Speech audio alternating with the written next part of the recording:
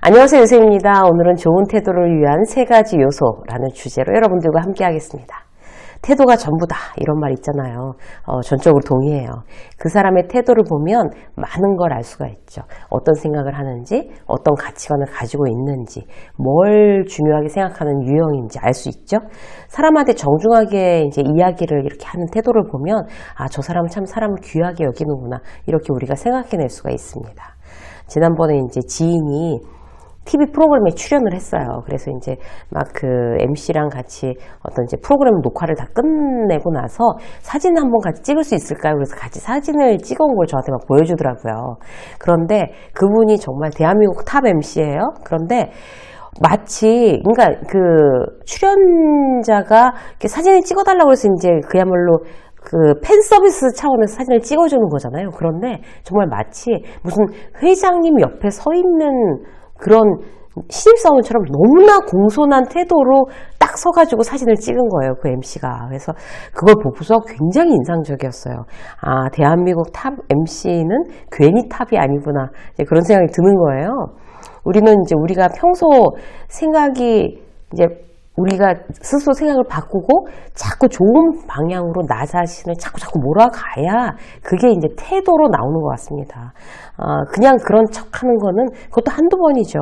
어떻게 매번 그런 척 할 수가 있겠어요. 그래서 우리 내면이 저절로 그렇게 돼야 좋은 어떤 생각과 좋은 가치관을 가져야 그게 이제 태도로 결국 나오는 거죠. 그래서 오늘은 특별히 이제 품위 있고 우아한 태도로 나오기 위해서 우리가 평소에 어떤 생각 습관, 어떤 마음을 지녀야 되냐 이제 이런 것들을 한번 같이 알아보도록 할게요. 첫 번째, 작은 일에 연연하지 않는 거예요. 좋은 태도의 첫 번째예요. 예전에 현직에 있을 때 한 임원의 그 별명이 좁쌀 8토막이 있었어요. 좁쌀 8토막. 얼마나 자잘한 스타일인지 직원들이 이제 놀리느라고 붙인 별명이에요. 안 그래도 이제 조그만 좁쌀을 8등분 내면 오죽하겠어요. 그분 스타일이 이제 예를 들어서 회의 시간에 앞에서 막 누가 설명하면 이제 매직으로 이제 화이트보드 에다가 막 적잖아요. 그러면 그 내용을 얘기하는 게 아니라 매직이 왜 그렇게 흐리냐 이제 이런 거 갖고 이제 딱 시비를 붙는 분이었어요. 그리고 매출 목표에 대해서 집중하는 게 아니고 이제 경비 몇만 원 갖고 이제 따지고 그 다음에 매장을 이제 저는 계속 유통을 했으니까 매장을 딱 이제 오픈해 놓고 전체를 보는 게 아니고 요만한 소품 위치를 가지고 이제 몇 시간씩 짜증을 내는 잔소리를 하는 그런 분이었어요. 그럼 직원들이 어때요? 리더를 못 믿는 거예요. 작은 일에만 연연하니까. 또 예를 들어볼까요? 작은 일에 연연하지 않는다는 거는 뭐 자잘한 불이익, 내가 당하는 불이익은 그냥 쿨하게 탁 넘긴다는 뜻이에요. 대세에 지장 없으면 작은 일 때문에 누군가 뭐 당황하지 않도록 이제 배려하는 거죠. 예전에 이제 거래처 손님들하고 식당에 갔는데 직원이 굉장히 어려운 손님이었어요. 그런데 이제 중요한 손님. 근데 직원이 그 알바였나 봐요. 이렇게 숙련되지 않은 직원이 물을 거래처 사장한테 쏟은 거예요. 이렇게 물을 이렇게 따라줘야 되는데 이 물주전자 잘못해갖고 이렇게 쏟는 바람에 이제 그 양복 바지에 이제 쏟았어요. 이제 조금. 그러니까 막 다들 너무 당황한 거예요. 앉아있던 저희들까지.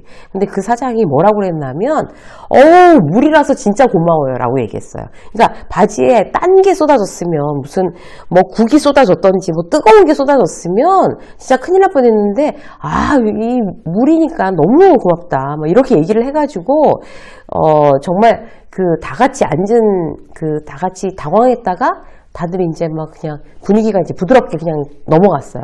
그분의 배려인 거죠. 그냥 자잘하게 뭐 물 좀 묻은 거 그냥 몰라 그거 그냥 무시해도 되는 거 쿨하게 무시해서 다른 사람 불편하지 않게 하자. 이거 굉장히 훌륭한 태도고요. 저희 동생 친구들 중에 그런 그룹이 있대요.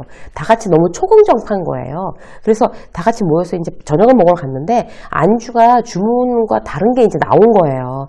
그러면 보통 이제 사람들 가서 이거 우리가 안 시켰어요. 딴 거 시켰는데 이거 잘못 나왔네요. 이렇게 얘기하잖아요. 근데 그 친구들은 다들 초공정파라서 이거 안 시켰는데 아니 그냥 두세요. 그것도 맛있겠네. 그냥 이런다는 거예요. 왜냐하면 그 직원이 주방에 가서 혼날까봐 잘못 주문 받았다고. 뭐 즐거운데 뭐 딴 메뉴 먹은 들 어떠리. 뭐 잘못 시켰다고 당신이 주방 가서 욕먹지 말고 그냥 두고 가세요. 뭐 이런 거죠. 그래서 그런 얘기 듣고도 저도 되게 유쾌했어요. 뭐 근데 이제 거꾸로 식당에 가서 물이 조금 튀어도 음식이 잘못 나와도 그 별일 아닌 거에 막 얼굴 빨개지면서 컴플레인하고 사장을 나와라 마라 하고 그렇게 해봐야 내 기분은 안 나빠요. 나빠지죠. 별일 아닌 건 쿨하게 넘기는 거 좋은 태도 첫 번째였습니다. 자, 두 번째. 작은 일에 대해서는 연연하지 않지만 자, 큰 일에 대해서 어떻게 해요? 침착한 거예요. 직장에서 문제가 이제 딱 터지면 그 리더, 그 조직의 리더의 역량을 계산할 수 있어요. 아무 일 없거나 뭐 실적이 좋거나 그러면 뭐 누가 나쁜 상사예요. 잘 돌아가던데 다 좋죠. 근데 딱 사고가 터졌어요. 그럼 평소에 뭐 사람 좋아 보이던 부장이 갑자기 소리소리 지르면서 온갖 짜증 내고 뭐 누가 그랬어, 누가 책임질 거야 이렇게 따지면 참 그릇 작은 거 이제 펴내는 거죠. 화를 내는 상황에서 평소보다 더 침착한 태도, 이게 바로 유능한 리더의 태도입니다. 일단 침착해지면 솔루션을 이제 찾게 되죠. 책임자를 색출하는 게 아니라 화를 내거나 누구를 막 쥐잡듯이 막 문책하는 게 아니라 평상심으로 아주 집중해서 문제를 해결하고 그리고 난 다음에 이제 문제의 원인을 정확하게 짚어내고 다시 재발하지 않을 만한 어떤 마무리, 해결을 하는 게 바로 리더의 역할입니다. 큰일에 대해서 침착하다는 건요, 문제가 닥쳤다고 해서 자기 기준을 쉽게 바꾸지 않는 것도 포함돼요. 허둥지둥하면 평소에 기준이고 뭐고 일단 해결하고 보자고 할 수 있지만 큰일에 맞닥뜨릴수록 더 냉정해지는 사람은 그 기준을 무시하지 않죠. 예를 들어 볼게요. 회사에서도 이제 문제가 생기면 문책당하는 거, 내가 또 혼나겠구나, 아니면 내가 굉장히 불이익을 당하겠구나 이렇게 생각할 수 있잖아요. 그래서 이제 보통 어떻게 숨기고 윗사람들한테 숨기고 해결해 보려고 하는 거죠. 그러면서 문제를 더 크게 만드는 거예요.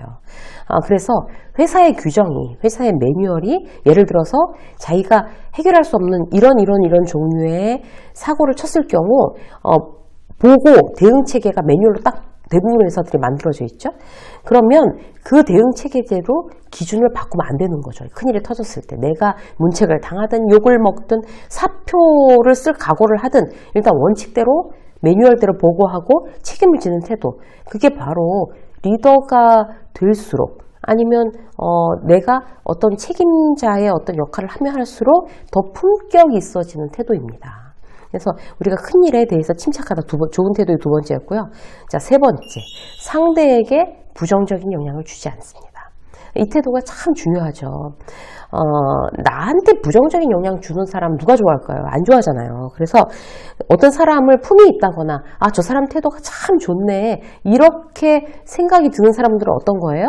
나한테 어떤 긍정적인 영향을 주는 사람들이에요. 대표적으로 어떻게 해야 부정적인 영향을 주지 않을 수가 있을까요? 첫 번째, 대화가 편해야 돼요. 그래서 이제 그 대화법에 대한 어떤 강의들을 제가 많이 강조하는 거예요. 편안하게, 내가 마음이 어떻든지 간에 편안하게 대화를 할 줄 알아야 그 사람한테 어떤 긍정적인 영향을 줄 수가 있죠. 일단 편안한 대화는 주제가 자극적이지 않아야 돼요.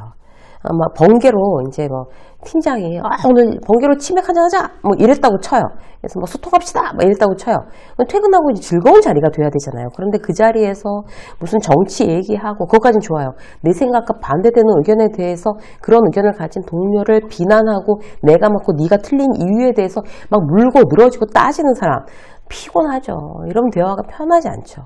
또 주책 없이 남이 싫어하는 질문, 막 왜 결혼 아직 안 해요? 비혼주의예요? 왜 아기는 안 낳아요? 너무 늦어지면 힘들다는데 집이 너무 멀면 힘들지 않나? 근처로 이사 와. 뭐 출퇴근에 힘 빼는 게 얼마나 힘든데 막 이래 가면서 눈치 없이.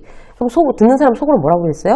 누가 오기 싫어서 안 옵니까? 비싼 동네라서 못 오는 겁니다. 이러면서 속으로 욕해요. 그리고 자기의 뭐 재테크에 대해서 일장연설하는 선배 누가 좋아하겠어요. 그래서 이 대화를 편안하게 하는 사람, 굉장히 이제 어떤 상대방한테 부정적인 영향을 주지 않는 첫 번째고요. 두 번째는 마음이 편해야 돼요. 같은 공간에 있을 때 마음 편한 사람들 있잖아요. 자기가 기분 나쁜 일이 있다고 막 티내고 옆 사람 불편하게 하는 사람, 진짜 마음 불편하게 하는 사람이죠. 심지어 팀장이 있는데 신입이 막 그냥 뭐 기분 나쁘다고 퉁퉁거리고 있는 경우, 그러면 자기가 한참 직장 상사인데도 불편하죠. 예, 윗사람이라고 해서 후배가 막 이렇게 막 탕탕거리고 입 내밀고 있는데 아주 무시하지는 않단 말이에요. 그래서 특히 사회생활을 할 때 자기의 부정적인 감정을 남한테 절대로 전염시키지 않는다에 초점을 맞추셔야 돼요. 그래서 나의 나쁜 기분을 절대로 후배나 선배나 동료한테 전염시키지 말자. 그 원칙을 내가 항상 가지고 직장 생활을 하자. 굉장히 중요합니다. 그래서 오늘은 이제 좋은 태도 3가지 요소에 대해서 알아봤어요. 여러분들의 태도를 여기에 잘 이제 비추어서 날이 가면 갈수록 더 좋은 태도를 갖는 여러분이 되시기를 응원합니다. 유세미 직장성 여기까지 하겠습니다. 고맙습니다.